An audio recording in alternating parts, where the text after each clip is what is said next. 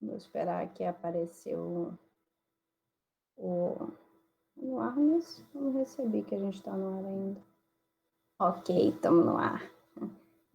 Boa noite a todos. Nesse momento, nós damos início ao webinar de tema saúde mental, realizado a partir da parceria entre o capítulo estudantil da UFRJ, associado às sociedades PELS e AS do I3E, e a Semana de Engenharia Elétrica também da UFRJ.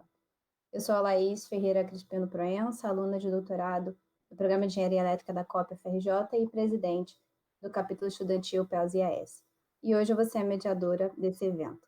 Eu tenho o prazer de dar as boas-vindas à nossa palestrante convidada, doutora Cíntia de Freitas Andrade, que é graduada em Medicina pela Universidade Federal do Rio Grande do Norte, possui residência em Psiquiatria pela Universidade Federal Fluminense, a UF, e a doutora em Psicofarmacologia também pela UF.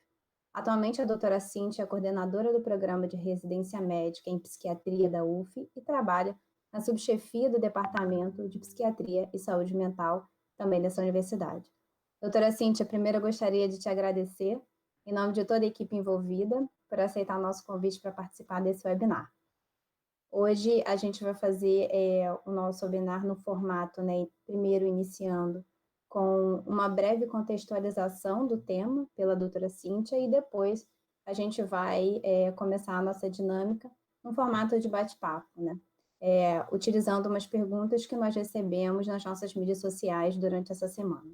E ao final a gente vai abrir para a sessão de perguntas feitas por vocês, espectadores, durante essa live.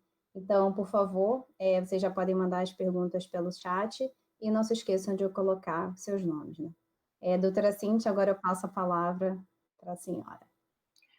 Boa noite, Laís. Boa noite a todos. Eu quero primeiro agradecer muito pelo convite. Na verdade, é um grande prazer estar aqui. Eu sempre gosto muito de trabalhar e de falar sobre a saúde do estudante e mesmo nos tempos normais, a gente sabe que, na verdade, o estudante, ele, em geral, passa por situações já muito desafiadoras, né? Então, os estudantes, de uma forma geral, estão sempre equilibrando pratos, né? Então, é uma sobrecarga de conteúdo, as relações interpessoais, que às vezes são desafiadoras também, são muito importantes, mas às vezes com pessoas muito diferentes de nós. Muitas vezes, essa vivência do aluno é permeada por privações financeiras, às vezes com pressão social ou interna, né? Dessa dicotomia entre idade e independência financeira. Além das mudanças que a gente sabe que são muitas na vida pessoal e social, porque muitos precisam mudar de suas casas, sair da casa da família, às vezes mudar de cidade, de estado, né, para fazerem os cursos de graduação, de pós-graduação. Então, a gente sabe que, de uma forma geral, a vida do estudante já é desafiadora, o dia a dia do estudante já é desafiador. E na pandemia, como é que fica, né? Tem alguns desafios extras. Então, de uma forma geral, quando a gente está falando desse tempo de normalidade, digamos assim, uma coisa que eu acredito que aplaque um pouco todas essas dificuldades é o fato de que as pessoas têm em mente um objetivo que é razoavelmente palpável. Então, é um esforço em nome de uma coisa que você acredita, de algo que você está buscando e que você consegue vislumbrar. Então, ter um diploma de graduação, iniciar uma nova carreira, se especializar, e você consegue vislumbrar aquilo, mesmo que seja como uma luz no fim do túnel, né? E aí, quando chega uma situação como essa, né? 2019 acabou, a gente fez lá os nossos planos, alguns fizeram cronogramas até o final do ano, do que é que iam fazer, preencheram lá seus lindos planners, né, com todos os projetos que cumpririam e as disciplinas que cumpririam até o final do ano. E aí, em março, começam a chegar essas notícias de um vírus novo, né? Mas aí, eu não sei vocês, mas eu, no começo, não dei muito crédito. Eu estava, assim, um pouco descrente, um pouco cética nessa de que, mas nessas últimas décadas já emergiram crises por outros vírus respiratórios, né? E tá na China, é tão longe, né? E nas outras vezes eles chegaram por aqui, mas chegaram de uma forma mais soft. A gente não sentiu tanto esse impacto. E eu não sei quanto a vocês, mas eu confesso que eu estava cética em relação ao impacto real que isso ia acabar tendo. E eu segui vivendo a minha vida enquanto as notícias da China iam chegando. Quando começaram a chegar as notícias da Itália, aí eu comecei a me preocupar um pouco mais. A Itália já é um pouco mais perto, né? Tem muita gente vindo da Itália para cá toda hora. Peraí, como assim? E aí, numa sexta, eu fui pegar o meu filho na escola e me despedi da professora como se eu fosse voltar na segunda-feira. Mas antes de acabar o dia, eu recebi mensagem da escola de que as aulas estavam suspensas, e aí veio a notícia de que as aulas na UF também estavam suspensas, e aí depois os shoppings e os locais públicos, e não podemos mais ir à praia, não podemos mais ir a lugar nenhum. E aí, para mim, foi como ter sido nocauteada, né? Foi aquela coisa assim de, oi? Como assim? O que é que está acontecendo? Tem alguma coisa de errado, né? Então, eu demorei um tempo para me enquadrar nisso, e eu sei que esse processo, na verdade, não aconteceu assim para todo mundo. Na verdade, tem uma frase que eu ouvi, um trecho que eu ouvi de alguém, eu não lembro agora onde a gente tem visto tanta coisa, né? Mas que falava um pouco de que nós estamos atravessando a mesma tempestade, mas que, na verdade, estamos todos em barcos diferentes. Então, a forma como cada um encara o que está acontecendo e as dificuldades que cada um está passando nessa quarentena são muito diferentes. Então, tem essas questões da diferença de personalidade, os objetivos são distintos, as limitações de cada um também são diferentes, né? Alguns agora podem estar tensos com a perda do ano letivo, né, do semestre letivo, na verdade, com a interrupção de algum projeto, eventualmente, mas outros estão tensos com um parente doente, com uma doença de si próprio, né, tentando se cuidar. Alguns precisaram, como é o meu caso, né, diminuir o ritmo profissional porque assumiram uma série de outras tarefas a mais em casa, né? Algumas pessoas estão sofrendo luto ou estão com medo, né, de passarem por isso com algum familiar já doente ou não. Então, cada um está atravessando uma realidade diferente e isso nos leva a ter reações muito diferentes. Todos estamos vivendo uma pandemia, né? Nós estamos no mesmo mundo, mas cada um tem uma lente para olhar esse mundo. E aí isso traz reações diferentes. O fato, e aí eu acho que é um pouco o que é em comum entre todos nós, é que todos nós, de certa forma, estamos vivendo um luto. Seja por um parente perdido, seja por um plano de um ano que a gente vislumbrou e que não vai haver, pelo menos não da forma que a gente planejou, né? Então, também existe esse sentimento de luto, de perda dos projetos que a gente tinha, né, do que a gente prospectou e que agora, imagina se não vai acontecer, pelo menos não até julho, agosto, né? Vamos ver, na verdade, a gente não tem essas respostas, mas as coisas mudaram. E aí eu acho que é um pouco disso que a gente vai falar hoje. Acho que a gente pode iniciar as perguntas, então, que vocês tiverem, Laís. Tá bom. Obrigada pela contextualização, né? Acho que é exatamente o sentimento que nós estamos nesse momento, né? Então, a primeira pergunta que a gente recebeu nas mídias sociais, né, é a seguinte: como estabelecer uma rotina é importante para a saúde mental? Muito, muito importante, né? A falta de rotina, ela pode ser bem danosa para a nossa saúde mental e, inclusive, pode aumentar muito a sensação de ansiedade que algumas pessoas estão vivendo, né? Ter alguma previsibilidade, uma previsibilidade mínima do que é que a gente vai fazer, de quando e de como, acalma, traz sensação de segurança, reconforta, né? Inclusive, essa é uma das causas pelas quais uma situação como essa que a gente está passando nos traz tanta ansiedade e medo. Porque o que é que foi tirado de nós agora, nessa pandemia? A ilusão de que a gente tem controle sobre as coisas, de que a gente tem controle sobre o amanhã, de que eu controlo o meu ano até o último dia dele. Né? E de que eu posso programar que em julho eu vou viajar para tal local e que em agosto eu vou estar terminando aquele projeto. Isso, na verdade, é uma ilusão. A gente nunca teve esse controle, né? O ser humano nunca esteve no controle de nada disso. Mas o ser humano, ele sempre buscou formas de forjar esse controle, né? De ter a ilusão de que controla. E isso, por si só, não é ruim. Na verdade, isso, como eu acabei de falar, pode ser bom.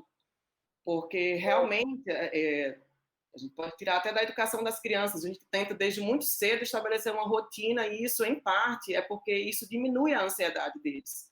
Se eles conseguem prever que daqui a pouco, que quando escurece, né, e a mãe leva para o banheiro é porque ele vai tomar banho, então ele já sente mais tranquilidade com o que é que está acontecendo. E o ser humano é assim mesmo adulto, né? Isso muda um pouco, mas essa necessidade de previsibilidade permanece.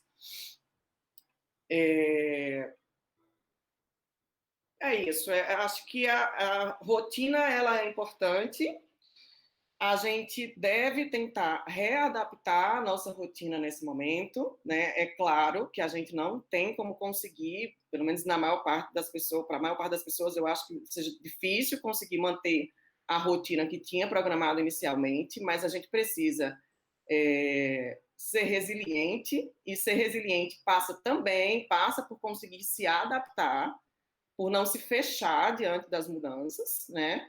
E por se abrir para o novo, para a nova tentativa, mesmo que não seja uma coisa fácil, mas é se adaptar.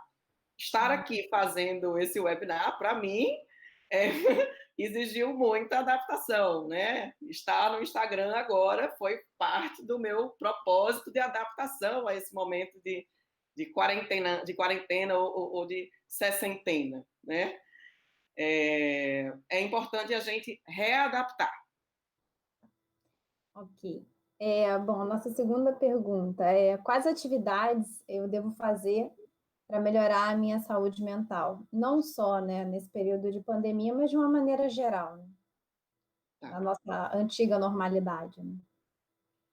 Essa pergunta, ela na verdade é muito boa, porque ela complementa a questão da rotina. Uma coisa importante que eu acho que acabei esquecendo de falar sobre rotina é que a rotina ela é fundamental, mas uma das coisas mais importantes sobre a rotina é que a gente aprenda a quebrá-la, às vezes.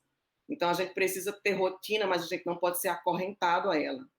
Né? Tem pessoas que estão vivendo, na verdade, o outro lado dessa moeda. Algumas pessoas não estão conseguindo ter nenhuma rotina, e outras estão sofrendo justamente porque traçam uma rotina e ficam reféns delas, mesmo nos dias difíceis, nos dias ruins, em que estão com mais dificuldade de cumprir, se sentem culpados, se chicoteiam, porque não estão conseguindo dar conta daquilo que planejaram.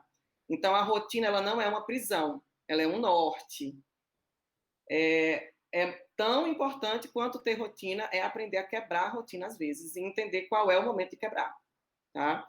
Agora, com relação ao que fazer para melhorar a saúde mental, né, que foi essa nova pergunta, tem algumas coisas básicas que a gente precisa cuidar sempre na nossa vida, né, para tentar manter a saúde mental. Uma delas, e é uma das muito importantes, é o sono. E aí, o sono é uma coisa que fica bem alterada na quarentena. Eu tenho visto muitas pessoas, tem a questão da insônia, né, por um lado, algumas pessoas dormindo mal, outras pessoas dormindo muito. É normal que algumas pessoas demandem mais sono, né? Algumas pessoas, a maior parte, eu diria, está passando mesmo por um momento de maior desgaste psíquico, físico, às vezes, né? A depender da realidade de cada um. Isso exige mais do corpo, isso consome mais energia e, consequentemente, às vezes é preciso mesmo repousar um pouco mais e se permitir isso. Mas aí não é para dormir até meio-dia. Isso é diferente, né?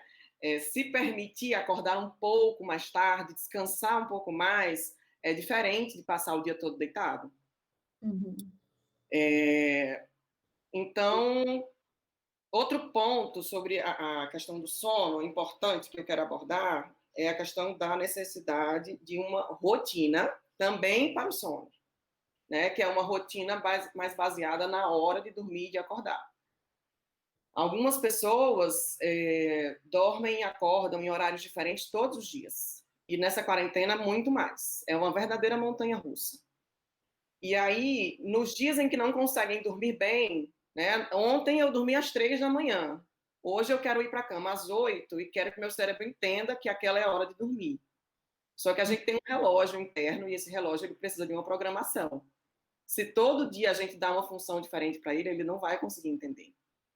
Né? Então, a gente precisa ajudar o nosso relógio biológico, justamente seguindo uma rotina de hora de acordar e de dormir, que não precisa ser a rotina anterior. Pode ser uma nova rotina, né? Pode ser uma rotina da quarentena, mas que seja uma rotina. E aí tem uma pergunta clássica que eu acho que é importante, principalmente nessa faixa etária de graduandos e pós-graduandos, eu acho importante a gente abordar, mas então, se eu ficar acordado durante a madrugada e dormir durante o dia, não tem problema, né? Porque eu vou estar dormindo.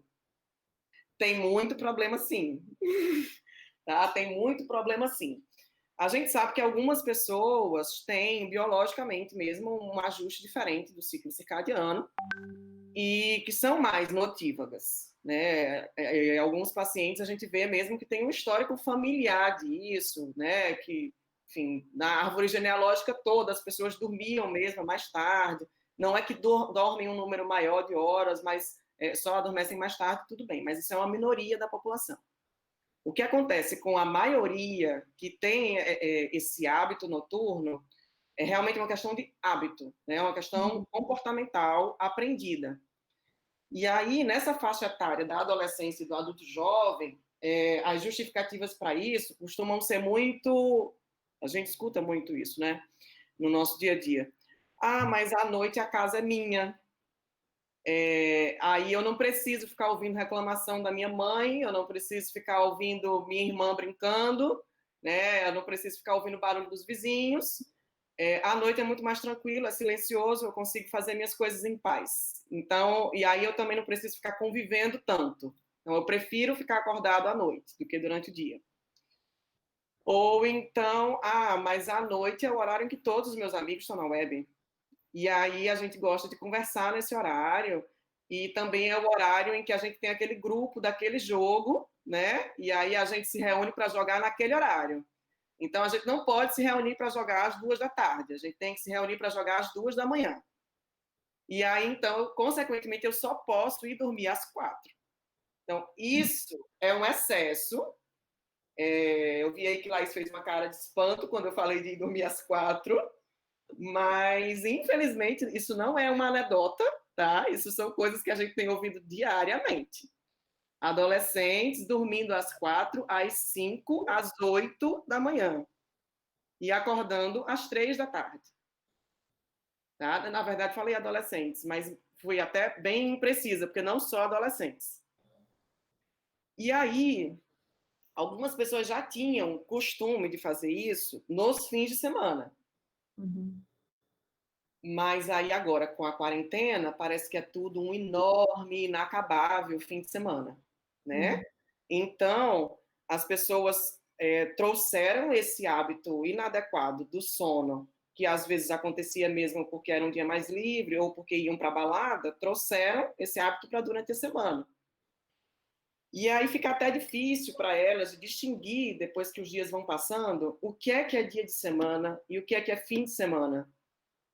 E essa distinção, ela é muito importante também, inclusive para a nossa saúde mental, porque, classicamente, os dias de semana, eles precisam ser dias mais produtivos, né? A gente até pode abrir um pouco o leque do que é ser produtivo, mas, de alguma forma, os dias de semana, eles devem ser mais produtivos e os de fim de semana de mais descanso. Se a gente faz essa inversão ou se a gente estende o fim de semana para a semana toda, isso deixa a gente confuso, principalmente quando passa tanto tempo. Né? Se você faz isso durante as férias todas, isso já pode lhe trazer algum prejuízo. Agora a gente está 60 dias assim, e a gente nem sabe ainda quando é que isso realmente vai acabar. Sim. Né? Então, tá, mas a gente estava falando da questão do sono, tem outras coisas importantes para a saúde mental. Acho importante a gente falar de alimentação. E aí tem alguns pontos importantes de alimentação. Evitar os excessos, né? Essa já tem sido descrita como uma quarentena de excessos, e aí não só de alimento, mas também de consumo de substâncias, né? Bebidas alcoólicas, mais tabaco, algum uso de outras drogas também. Mas um excesso também de informações, um excesso de redes sociais, e, enfim, excessos, né? Muitas pessoas brincando com o fato de que estão ganhando muito peso, e aí a gente fica vendo aqueles memes, né, das pessoas mais gordinhas no final da quarentena, todo mundo achando muito engraçado, rindo e comendo. A gente entende que às vezes a gente precisa ser um pouco mais indulgente consigo mesmo, né? E que boa parte das pessoas tem o hábito de desafogar os males, as mágoas na comida, né? A gente sabe que em alguns momentos é difícil não fazer isso. Sim, eu tenho comprado barras de chocolate também. Mas a gente não pode levar isso para o dia a dia, isso não pode ser rotina. Né? A gente tem que fazer a nossa redução de danos, digamos assim, a gente tem que tentar, nos dias em que não são tão difíceis assim, tentar ter uma alimentação mais saudável, né? Pensar na nutrição mesmo do nosso organismo, pensar, sim, num equilíbrio de peso, do nosso peso, né? Do que a gente acha adequado para a gente. Exercício físico é uma coisa bem importante também da gente pensar. Algumas pessoas faziam exercício físico antes e agora pararam durante a quarentena, com a justificativa de que em casa eu não consigo fazer exercício físico. E aí, mais uma vez, a gente vai apelar para a resiliência, né? Para o fato de que a gente precisa tentar se adaptar. Às vezes você não vai conseguir fazer em casa o mesmo exercício que você fazia antes, mas você pode tentar uma nova modalidade, pode ser que você não se sinta estimulado no primeiro dia, e aí você vai tentar, você coloca a roupa e não chega a fazer, mas aí no segundo dia, de repente, você faz 10 minutos, né? E aí assim a gente vai, continua tentando, né? Claro que eu estou falando aqui para as pessoas que não estão adoecidas, adoecidas no sentido da saúde mental que eu falo. Porque quando a gente chega num ponto realmente de adoecimento, muitas vezes não é uma questão de eu quero levantar, vou botar minha roupa e vou fazer minha ginástica. A pessoa realmente está incapacitada, né? Está além da vontade da pessoa, principalmente nas fases mais agudas e antes de iniciar tratamento. Estou falando aqui de uma situação em que a pessoa não chegou ao adoecimento, mas que está passando por essa fase e está demorando a levantar da lona depois do nocaute. Está ainda mareado, sem entender muito bem o que é esse novo momento de pandemia. Então,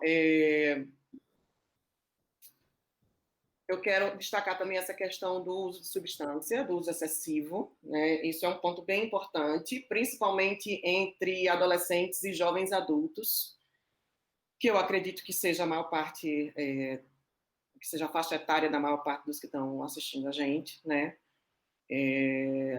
Vi vários artigos trazendo essa informação de que de um aumento de consumo de substância, né, nos países que já estão, assim, digamos, mais à frente da gente na pandemia, ou seja, onde os picos, os surtos aconteceram antes de nós, né, então foi constatado um aumento de uso de substâncias nesses países e a perspectiva é de que transtornos relacionados ao uso de substâncias sejam um dos grandes problemas que a gente vai enfrentar nessa chamada quarta onda, né? Que é quarta onda da pandemia, que é justamente uma onda de adoecimento psíquico. Então, mais uma vez vem a questão da autoindulgência, as pessoas se permitem, porque entendem que já está tudo uma droga, eu não vou nem poder beber, né? E aí eu não estou falando de não beber, tudo bem, ok, mas é uma questão de limite, né? De você não esquecer que não é porque está havendo uma pandemia que o seu organismo continua recebendo álcool, o álcool continua sendo álcool, né? E continua trazendo os mesmos males que álcool sempre trouxe. Uhum. Então, isso não muda pelo fato de que a gente está vivendo esse caos. Então, lembrem disso, né? Se perguntem o que é que vocês estão buscando no álcool. Enfim, eu falo álcool, mas na verdade é em qualquer um desses excessos que a gente falou. É o álcool, é a comida, é o tabaco, são outras drogas, é um excesso de rede social. O que é que vocês estão buscando? Vocês estão buscando o alívio do tédio? Né? Mas aí vem uma outra pergunta. Qual é o grande problema de sentir tédio? Por que a gente desaprendeu a sentir tédio? Não pode mais ficar, ter tédio, curtir tédio, deitar no sofá e ficar olhando para o teto? É proibido, é feio, não posso contar para ninguém, que hoje à tarde fiquei deitada no sofá olhando o teto. É feio, meu Deus, eu não escrevi nenhum artigo hoje à tarde, eu não li nenhum artigo. Ai, que reprovável, hein, Laís? Então, Para mim. olha só, a gente precisa se perguntar que conceitos são esses que a gente tem, né? Que cognições são essas? A gente não pode mais ter tédio? A gente precisa preencher o tédio com alguma dessas coisas de imediato? A gente está buscando alívio de algum sintoma nessas substâncias, então eu estou extremamente ansiosa, eu não consigo mais lidar com a minha ansiedade, ou eu estou triste, eu estou deprimida, eu estou com insônia e eu estou bebendo para dormir, e aí é hora de buscar ajuda, né? Porque se é isso, se tem um sintoma aí por trás e você não está conseguindo lidar com ele de outra forma, através de uma dessas coisas, você com certeza só vai piorar os seus sintomas a médio e longo prazo. Você não está conseguindo melhora disso, não uma melhora real. Então, a gente precisa ficar atento a isso. E também eu acho que a gente precisa, né, doutora? Eu acho que é importante também a gente deixar o nosso corpo preparado, cuidar do nosso corpo. Caso a gente realmente venha a contrair esse vírus, a gente tem que estar com um organismo bem preparado para recebê-lo, né? Sim. Em todas as doenças, não existe uma lógica de prevenção que não passe por estar o mais saudável possível, né? Em nenhuma doença. E no Covid não é diferente. Sim, pessoas saudáveis contraem, pessoas saudáveis podem vir a complicar, claro, a gente sabe disso e os estudos estão aí mostrando isso. Mas a gente também sabe que a chance disso acontecer é muito menor. Inclusive,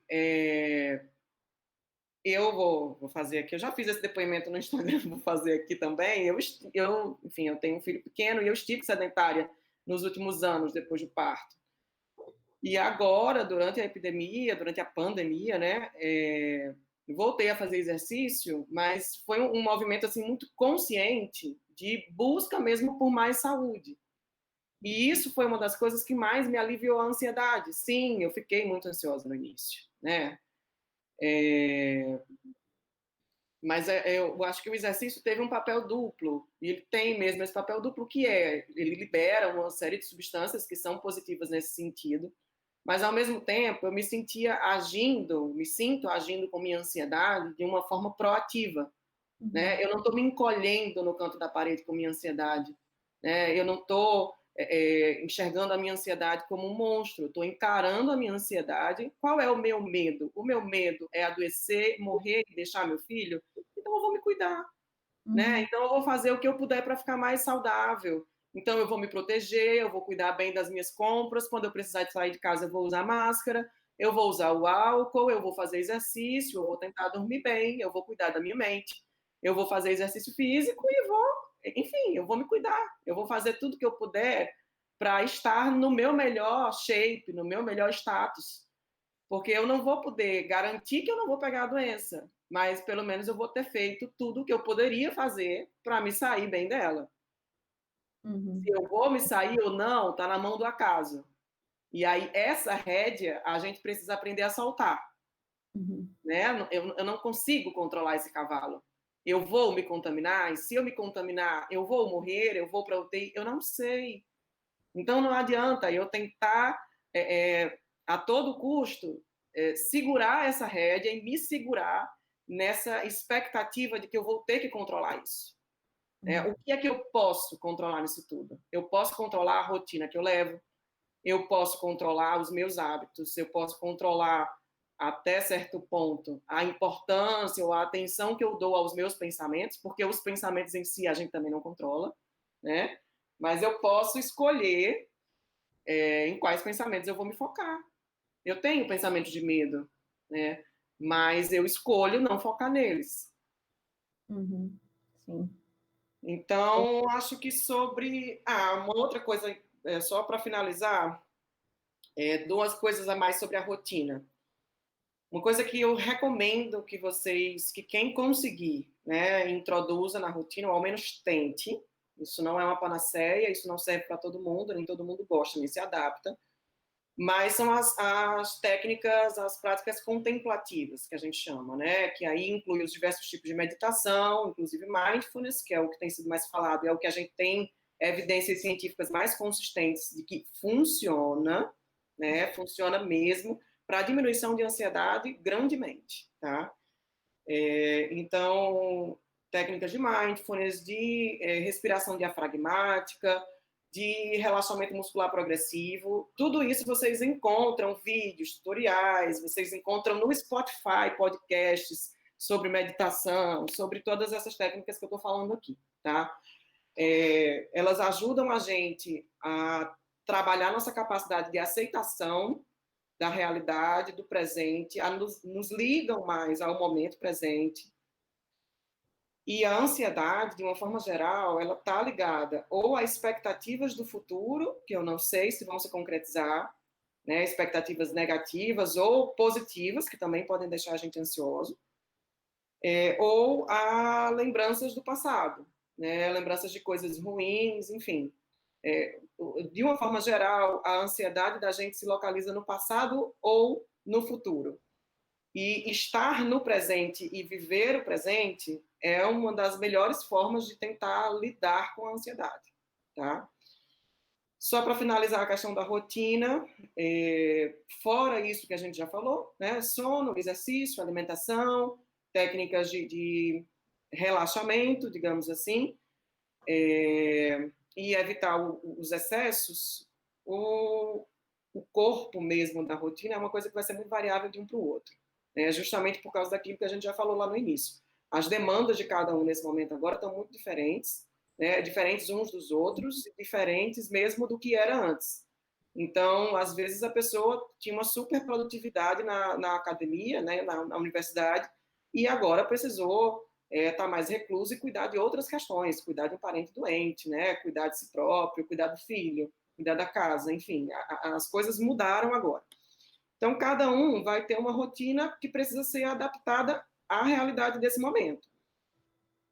Mas o que eu sugiro é que vocês contem com um cronograma, refaçam um cronograma, porque tentar ter alguma previsibilidade mínima, e aí não é um cronograma daqui para o final do ano, tá, gente? É um cronograma da semana.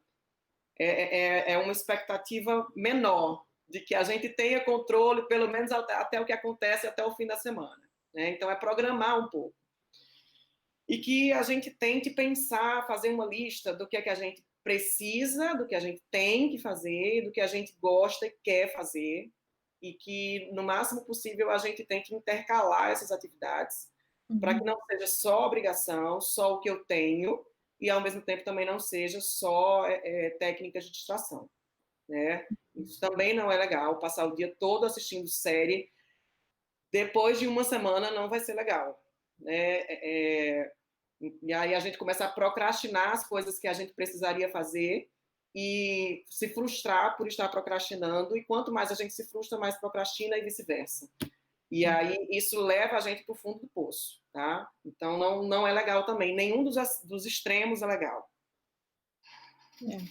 Isso tem até um pouco a ver com a próxima pergunta, né? Que é, em tempos de pandemia, qual é o limite entre ser produtivo e prejudicar a sua saúde mental? Pois é, a gente vai pegar mesmo o gancho, né, dessa pergunta anterior. E é tudo uma questão de equilíbrio, né? Então, não é tentar dar conta de tudo, se obrigar a dar conta de tudo, mas também não é jogar a toalha. Não estou conseguindo fazer nada mesmo, eu não vou fazer nada mesmo. Né? Então, não quero saber da faculdade, não quero saber dessas obrigações aqui, vou deixar tudo para depois, que se exploda. Não é assim. Né? Nenhum dos extremos é bom. A gente tem que buscar equilíbrio. Tem um ponto que acho que é bacana de a gente chamar a atenção a respeito de quem está sendo excessivamente produtivo. Às vezes, isso pode ser, não necessariamente mas isso pode ser uma espécie de fuga, de negação em relação à realidade que a gente está vivendo, que o mundo está vivendo. Né? Então, se a gente está submerso no trabalho, dando conta de muitas coisas desse tipo, a gente acaba podendo esquecer, na imensa maior parte do nosso dia, que tudo lá fora está ruindo. E aí, assim, mas eu estou sugerindo, então, que você vá ficar caçando notícias freneticamente e que você chore cada uma das mortes de jeito nenhum. Né? Não estou sugerindo que vocês busquem o pesar, de forma alguma. Ao mesmo tempo, essa negação excessiva, ela pode ser perigosa, porque a gente não sabe onde é que a doença, qual é a porta que a doença vai bater, qual é a próxima porta que a doença vai bater, né? E aí, se a gente está no nosso mundinho perfeito, isolado, dentro da nossa bolha, negando completamente a existência de qualquer coisa desse tipo lá fora, se for na nossa porta que ela bater, o impacto disso, psicologicamente, pode ser muito mais forte e difícil de lidar do que se a gente já viesse, assim, aos poucos, paulatinamente, dando uma espiada no nosso medo, né? De vez em quando, assim, você abre a porta, dá uma olhada lá para o seu medo e pensa, tá, ele está lá, eu ainda não estou pronta, mas tudo bem, eu tenho um medo. Está acontecendo uma pandemia, pessoas estão morrendo, né? Sim, eu posso adoecer, sim, meus pais podem adoecer, sim, eu posso perder alguém que eu gosto, alguém que eu amo. Sim, eu posso perder meu emprego, meus pais podem perder meu emprego. Sim, coisas ruins podem acontecer e não só com o outro, comigo também. Né? Então, não é ficar pensando nisso o tempo todo, porque, mais uma vez, é o equilíbrio, isso também seria ruim, mas é estar consciente e encarar de frente nossos medos, porque a melhor forma de a gente batalhar com um adversário é conhecer. Né? Então, a gente tem que procurar olhar para o nosso medo e não ficar se escondendo dele. Então, a gente falou sobre essa questão do excesso de produtividade, mas aí tem o outro polo, né? Que é justamente das pessoas que estão se cobrando fazer alguma atividade e não estão conseguindo. E aí a minha sugestão, primeiro, é que se pense se essa atividade que você está se cobrando fazer, se ela realmente tem que ser feita. Ela precisa mesmo ser feita? Né? Você tá se baseando em quê para julgar que é preciso que ela seja feita? Né? Então, repensa isso. E algumas coisas vão ser mesmo inadiáveis, algumas coisas eu preciso fazer, eu tenho que dar conta. E aí você vai se esforçar para refazer o seu cronograma, para colocar essa atividade diluída, se estiver sendo tão difícil assim para você realizar essa tarefa, de repente você desmembra ela em passos menores, né, e coloca isso de uma forma mais tranquila ao longo do seu calendário, intercalando com atividades que sejam de lazer, que lhe deem prazer, né, e coloca objetivos pouco pretensiosos, digamos assim, para que seja mais possível de cumprir, que você, então, consiga se sentir satisfeito e vá se dando esse retorno positivo de que, olha, estou conseguindo, né? Então, se você tem uma monografia para escrever, não escreve no seu cronograma escrever monografia, porque só de ler o nome monografia, você já não vai querer escrever página nenhuma, né? Então, escreve assim, ó, escrever uma página, tá? Porque aí, se você de repente escrever uma página e meia, caramba, olha só, eu fui além da minha expectativa, né? E aí, aos poucos, se você estiver conseguindo, você vai ampliando, claro, essa expectativa. Mas é melhor do que você já colocar assim, ó, todo o objetivo ali, porque ele lhe assusta também. Se você está com dificuldade de começar, Você não pode já enxergar o final da coisa. Vai ali passinho a passinho, né? Uhum. E não se cobrem um desempenho típico se o momento é atípico, né? Você não é obrigado a produzir e a agir tipicamente numa situação que é atípica. Em alguns dias pode ser que você consiga, isso é ótimo, se parabenize por isso. Em outros você certamente não vai conseguir, e aí você não se culpe, você se acolha. Uhum. Sim. Vamos para a próxima pergunta. Muitas pessoas estão tendo dificuldade para dormir durante esse período. Acho que praticamente todas. Como isso está relacionado à quarentena e à saúde mental? E a gente já falou um pouco, né, do sono, mas eu acho essa pergunta é importante para a gente complementar, que a gente falou mais, na verdade, que algumas pessoas estão dormindo muito, mas também, e é a grande maior parte, pelo menos assim, pela amostra que eu tenho entrado em contato e pelo que a gente tem visto de estudo, insônia, dificuldade mesmo, ou de adormecer, ou excesso de despertares, ou um despertar muito precoce. E com uma sensação no dia seguinte de que o corpo não está repousado, de que a mente está cansada, então é insônia mesmo. E isso é muito bem explicado pela reação de luta e fuga, né? Quando a gente está vivendo uma situação difícil, quando a gente está vivendo uma situação que o nosso cérebro entende como ameaçadora, a gente fica alerta, a gente fica pronto para reagir, né? A alguma circunstância que possa nos colocar em risco. E isso deixa a gente mesmo mais hiperativado, mais ansioso. A ansiedade, ela não é originalmente uma coisa ruim, muito pelo contrário. Tanto que existem tantas pessoas ansiosas no mundo, eles foram selecionados pela evolução, né? A ansiedade, ela é boa, ela tem um papel evolutivo, que é justamente de nos manter mais alerta aos perigos. Uhum. Ela é ruim quando é em excesso. E aí esse excesso de ansiedade tem trazido insônia. E é também o que justifica, em parte, pelo menos, os pesadelos que muita gente tem tido, né? Existem muitas teorias sobre os sonhos, mas uma delas dá conta de que o sonho, na verdade, é uma busca do cérebro da nossa psique por tentar resolver os problemas que a gente tem enquanto está acordado. Claro que isso acontece numa linguagem que é bem difícil de a gente compreender, né? Mas é como se nosso cérebro passasse a madrugada toda tentando alguma solução por várias vias para aquele problema que a gente está percebendo durante o dia. E aí isso torna mesmo o sono mais angustiado, mais agitado.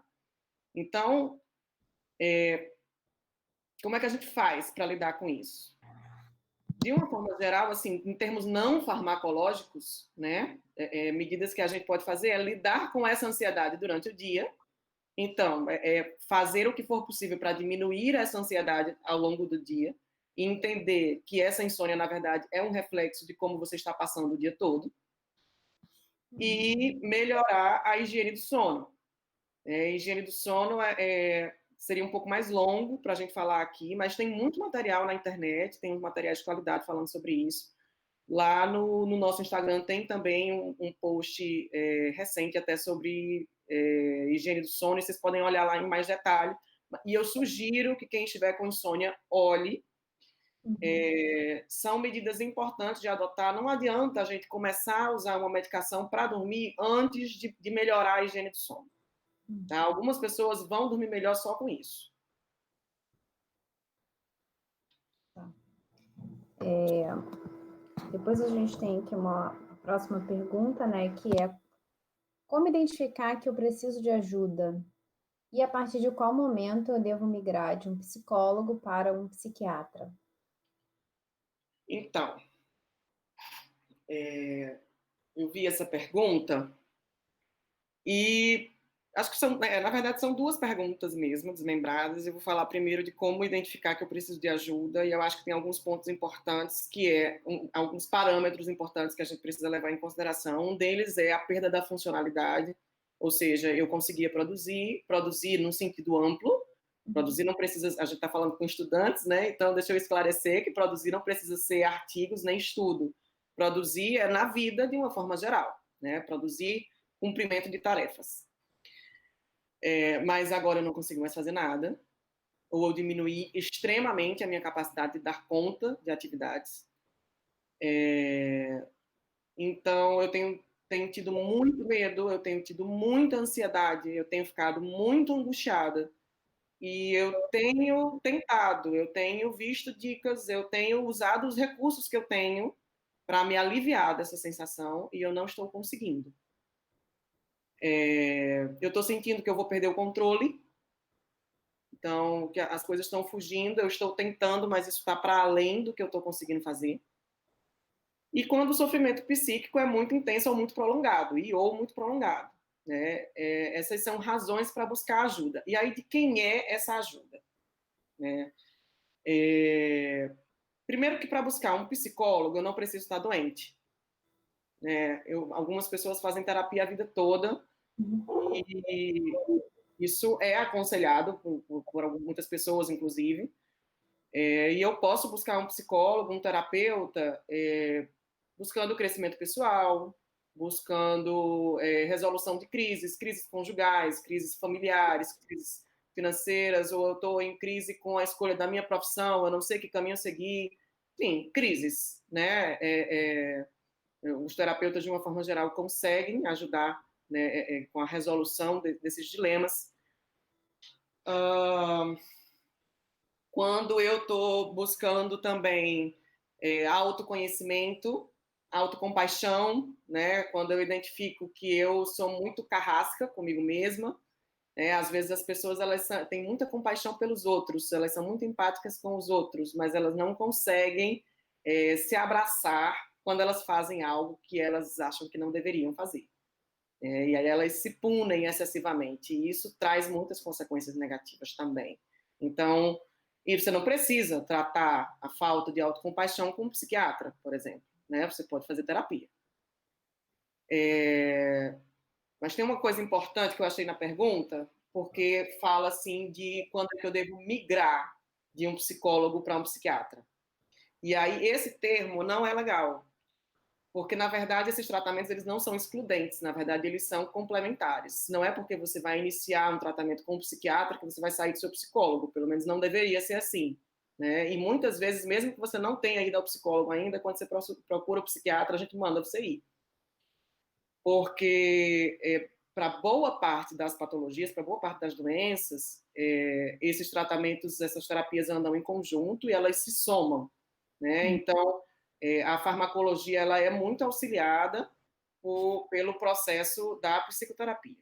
Tá? E aí, como é que eu devo procurar o psiquiatra? Às vezes, o próprio psicólogo reconhece essa necessidade e orienta isso, encaminha. Às vezes você pode chegar já direto ao psiquiatra quando você mesmo ou alguém da sua família, né, alguém próximo a você identifica que esse sofrimento está muito intenso, né, que as coisas precisam melhorar rápido.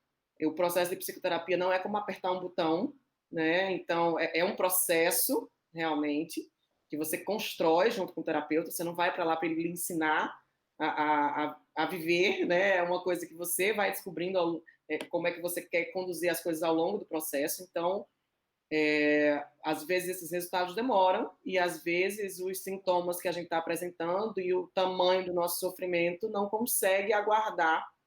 E a gente precisa de uma solução mais rápida. Né? E aí, nesses casos também, você pode chegar direto já ao psiquiatra. Uhum. Sim. Doutora Cintia, a gente tem algumas perguntas aqui da... Laís, desculpa, deixa eu só fazer um complemento a essa resposta que eu dei agora. Porque essa semana mesmo a gente fez um vídeo sobre psicofobia e sobre estigma em saúde mental, e uma coisa que casa muito com esse tema é a ideia, e eu acho que essa pergunta ela seja uma resposta, que eu complemente essa resposta assim também. Muitas pessoas têm a ideia de que o psiquiatra é médico de maluco, né? Isso é uma ideia, enfim, tão antiquada, mas ao mesmo tempo ainda é muito corrente, né? a gente vê, às vezes, pessoas super esclarecidas, agarradas a esses sofrimentos, sem querer buscar ajuda, porque eu não sou maluco, né?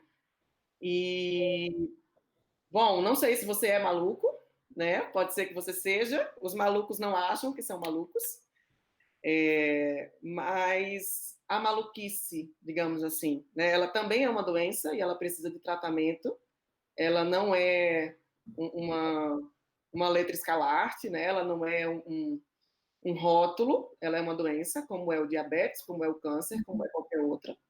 Então, se você está com medo de estar louco, procure um médico, procure um psiquiatra, procure ajuda. E se você acha que os seus sintomas não são suficientes para lhe classificar como louco, mas você sente que você está sofrendo e que você precisa de ajuda, acolha o seu sofrimento e busque ajuda, né? O psiquiatra ele não é um médico só de malucos. A psiquiatria ela cuida de sofrimento psíquico, de sofrimento mental. E isso é amplo. Então, isso inclui uma angústia extrema, isso inclui um medo extremo, um pavor, uma fobia, isso inclui depressão, isso inclui ansiedade, burnout, toque. E isso tudo não é menos grave. Muito pelo contrário, né? Isso tudo pode se atravessar na sua vida e ter um impacto profundo, e isso tudo pode levar a suicídio, inclusive, né? Isso tudo pode ser letal. Então, isso a gente não pode classificar que isso é menos grave ou menos importante do que um câncer, né? Então, é isso. Busquem ajuda. E aí vamos partir então para as outras perguntas, Laís. Então eu vou atender aqui algumas perguntas que apareceram durante a live e depois a gente pode intercalar com algumas outras que a gente já tinha recebido, Tá. conforme o nosso tempo, né? O Gonçalo Fontinelli, ele perguntou: antes eu me organizava por datas e recentemente eu comecei a me planejar pelas tarefas que eu preciso fazer. Você acha que essa mudança seja ruim ou é melhor mudar mesmo? Olha, eu acho que provisoriamente isso pode ser muito bom, né? Você coloca lá as tarefas que você precisa realizar e aí você, só que é importante você ter pelo menos uma programação para o dia seguinte, né? Você pode não planejar a semana toda, você pode não planejar o mês, mas você, se é uma tarefa que você sabe que não vai ficar pronta em um dia ou que provavelmente não vai ficar pelo seu nível de produtividade atual, então, o legal é você, no dia anterior, né, não na hora de dormir, mas um pouco antes, você já programa um pouco, eu acho que aqui eu vou conseguir até tal parte dessa tarefa, então amanhã pretendo fazer isso. Se amanhã você acordar mal, se alguma coisa acontecer e você não conseguir cumprir, ok, mas costuma diminuir a ansiedade se você vai dormir com uma programação mais ou menos estabelecida de coisas que você precisa fazer no dia seguinte.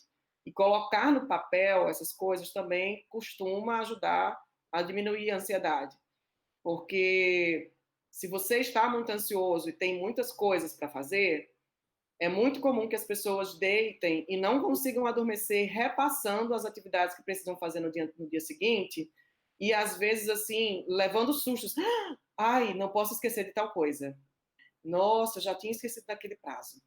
Então, se você previamente já anotou isso, você é um pouco que se liberou dessa pressão de que você tem que lembrar, porque o papel vai lembrar você. Né? E quando eu digo papel, na verdade, hoje em dia é o papel, é o Notion, é o seu smartphone, sei lá, qualquer um desses recursos muitos que vocês jovens conhecem muito mais que eu. Mas passa essa tarefa para alguma coisa que não seja seu cérebro. É isso que eu estou querendo dizer. Eu ri aqui porque esses sustos antes de dormir são familiares. O Rafael Porto, ele perguntou, né? E sobre meditação? É uma boa opção como atividade para começarmos a praticar? Sim, é uma daquelas atividades que eu tinha falado lá no início, né, que eu acho bem bacanas de a gente tentar incluir na rotina. Não é fácil para todo mundo meditar, né? Algumas pessoas têm muita dificuldade, até porque tem essa ideia assim de que vão sentar e depois da primeira meditação vão chegar a alfa, né? E Uhum. aí não é muito assim, pelo menos para a maior parte das pessoas. Algumas pessoas conseguem realmente atingir resultados muito rápidos, depois da segunda, terceira tentativa, já conseguem terminar se sentindo muito mais tranquilos, e aí essas pessoas, elas têm mais facilidade de aderir à meditação, porque elas percebem muito rápido o resultado. Mas isso não acontece assim para a maior parte das pessoas. Então, a dica é perseverar, né? E saber que é difícil mesmo e que o objetivo da meditação, isso é outra coisa que muita gente confunde. O objetivo de meditar não é limpar sua mente para não pensar em nada. Porque a sua mente, o único objetivo dela existir é pensar. A sua mente pensa e ela vai pensar, inclusive durante a meditação. Então, o objetivo não é que ela pare de pensar, é que você aprenda a escolher qual pensamento você vai pegar para abraçar e qual você vai deixar vir e ir embora, entendeu? E é isso a grande mágica assim, da meditação. É você se conhecer melhor, é você conseguir obter mais controle. Então, meditação é uma ótima opção para um momento de uma crise de ansiedade, de uma pequena crise. Você para, concentra um pouco em alguma parte. A lógica é mais ou menos essa, de uma forma geral, é concentrar em uma parte do seu corpo, ou na sua respiração, em alguma coisa que lhe alavanque a você, né? E não ao pensamento, a você, ao físico, e não ao pensamento, aquele pensamento em si. E aí, no que você volta a sua atenção para o físico e para o que está acontecendo no seu organismo naquele momento, você, de uma forma geral, vai se distraindo daquele pensamento que lhe levou à crise de ansiedade. Né? Então, é uma ótima opção. Tem muitos tipos de meditação. A que a gente tem mais evidência científica que funciona é o mindfulness. Tá? E vocês encontram muitas opções de aplicativo no YouTube, no Spotify. Vocês, enfim, vocês escrevem mindfulness na web, vocês vão encontrar muita opção. A próxima pergunta é da Ana Luísa Reis. Como saber quando estou passando por um burnout por causa dos estudos? Tá, então, burnout. Burnout é bem comum também, né? Durante muito tempo houve uma discussão, ainda há um pouco de discussão, se é uma patologia diferente ou se é um tipo de depressão, mas hoje em dia já existe mais consenso de que é mesmo uma patologia distinta, né? Mas o fato é que ela é muito parecida em vários aspectos com a depressão. E aí eu costumo, para explicar aos pacientes, dizer que é como se fosse uma depressão, só que muito ligada ao trabalho. E aí, às vezes o paciente consegue perceber mesmo, assim, que, ai, nossa, quando eu estou em casa com a minha família, tá tudo bem. Falou que eu tenho que ir para o trabalho, eu já começo a ficar taquicárdico, já fico angustiado, eu não quero saber de nada relacionado ali. Então, eu vejo uma mensagem de alguém do trabalho, eu já me estresso, e aí acabou meu dia. Né? Quando chega no domingo, que eu sei que amanhã, que na segunda eu vou ter que ir trabalhar, isso já estragou meu dia. Né? E aí vem os sintomas mesmo de humor, como se fossem depressivos, né? Só que é muito ligado ao trabalho. E aí, com o tempo, com o agravamento dos sintomas, você vai diminuindo a sua sensação de autoeficácia, você começa a se julgar, a se questionar se você realmente é bom naquele trabalho, se você faz bem o que você faz, você começa a ficar mais indiferente às pessoas, né? Mais frio, digamos assim. É um pouco isso aí. Então, muito frequentemente, assim, as pessoas acham que estão deprimidas, e aí chegam as férias, e aí, de repente, as pessoas sentem, no primeiro dia de férias, elas estão maravilhosas, entendeu? Uhul! E aí, isso não é depressão, né? Isso possivelmente é burnout. Claro que cada caso é um e precisa de uma avaliação, né? Mas é mais possível, em um caso como esse, que a gente esteja falando de um burnout do que de uma depressão. A gente tem agora aqui uma pergunta do Instagram, que não tem o nome de quem fez a pergunta, né? mas é a seguinte: é aconselhável se manter um pouco distante do noticiário devido à grande quantidade de informações? Não um pouco, muito. Eu sugiro uma distância de uns 10 metros, pelo menos. Sim, é muito aconselhável. A gente tem sido inundado por muita notícia e muitas notícias que eu diria que são desnecessárias, né? A maior parte das coisas que você realmente precisa saber, na verdade, você saberia mesmo que você não tivesse ido atrás da notícia. Porque você usa redes sociais, porque você está no WhatsApp, você recebe, enfim, por muitos meses, porque você ligou para alguém da sua família ou para algum amigo, e uma notícia realmente importante, ela de alguma forma vai repercutir nos assuntos, né, do seu grupo social. Então, o que não estiver repercutindo, de uma forma geral, não é uma coisa realmente fundamental que você saiba, né? O fundamental sobre essa doença, a gente já sabe, ela mata mais quem tem fator de risco, você tem que tentar ficar saudável e você tem que tentar se proteger. Pronto, é isso.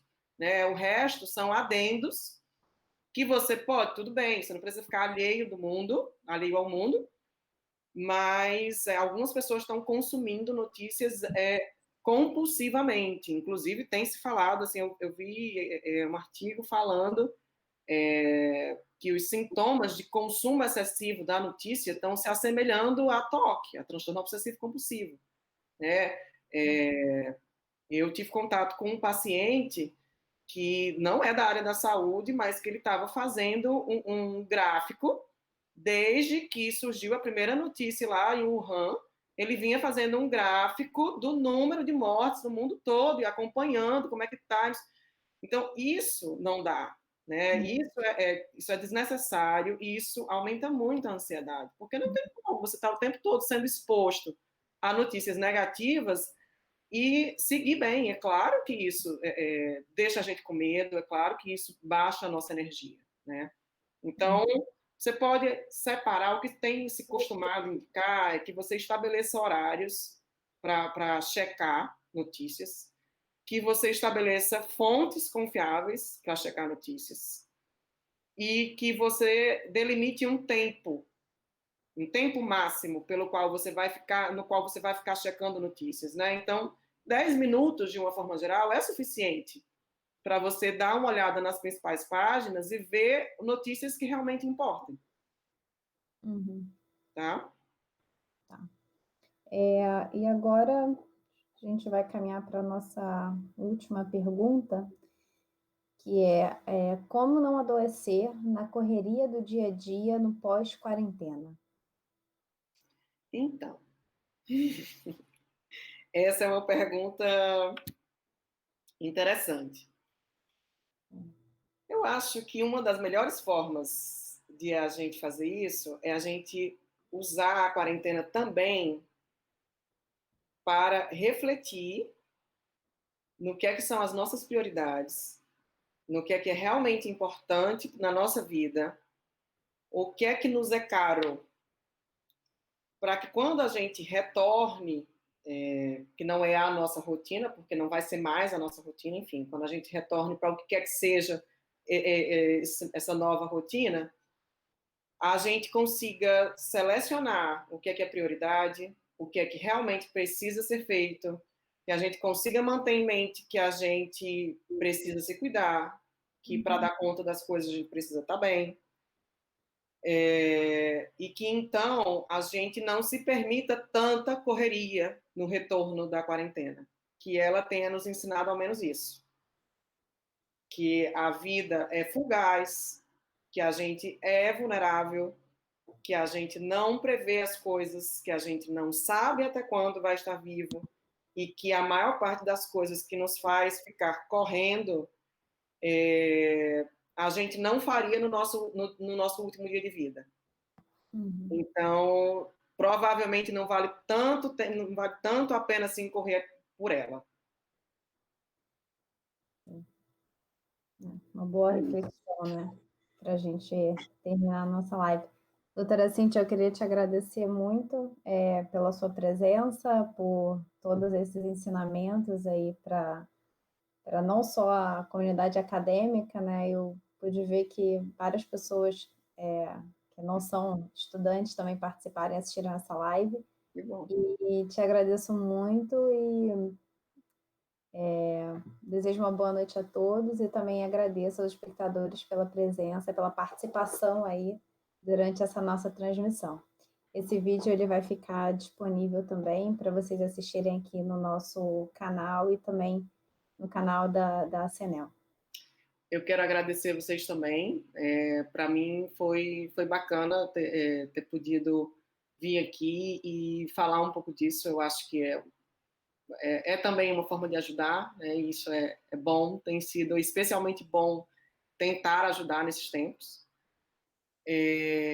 Eu quero parabenizar vocês, porque vocês são um grupo de engenharia, mas vocês estão pensando em saúde mental, né? Então, vocês estão conscientes de que vocês precisam ter saúde mental, né? Uhum. E parabenizar por esse grupo que vocês estão criando e estão mantendo. Eu acho que é uma das boas formas de lidar com esse momento agora, inclusive para os estudantes. Tentar justamente se engajar nesse tipo de comunidade de pessoas que têm necessidades razoavelmente parecidas com as suas, de pessoas com quem você se afina, né, para trocar experiências, para trocar força, porque todo mundo vai ter seus dias melhores e dias piores, e é bom ter alguém com quem conversar e com quem trocar. Com relação a essa expectativa excessiva de que eu não estou fazendo nada, eu estou perdendo meu tempo, além disso que a gente falou de pensar, repensar as prioridades, acho que uma das formas de a gente conseguir força e disposição, energia para fazer alguma coisa agora é também o engajamento em grupos, né?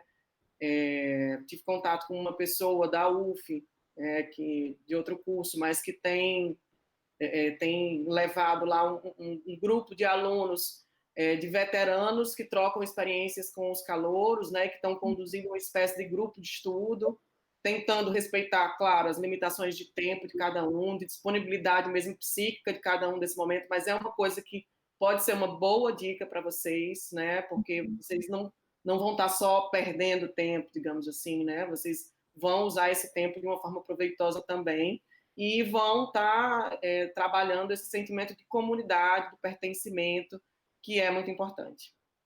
Tá? Então, um beijo para vocês, um abraço para todos e fiquem bem, se cuidem. Tchau, pessoal. Um abraço, boa noite.